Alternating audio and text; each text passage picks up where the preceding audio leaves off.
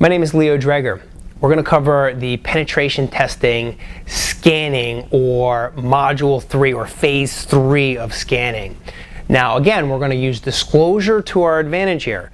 Notice we're halfway through the life cycle and we're still focusing on disclosure. A lot of people ask, hey, how did you hack into this or how did you hack into that? Well, hacking actually comes when you gain access to the system. But notice all of the legwork that goes up to gaining access to these systems. These are not just magical hacks. In Phase 3 of scanning, we focus on gaining as much information about our targets, more so than we did when we talked about footprinting. Except we're going to use a variety of different tools here.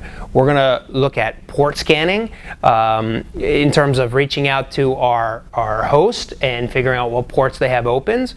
The basics here is basically just performing the port scan in itself, where in the intermediate steps of scanning, this covers advanced scanning techniques, where in the actual advanced module, this is where we get into as much detail, as much granular detail as we can about our target and our hosts.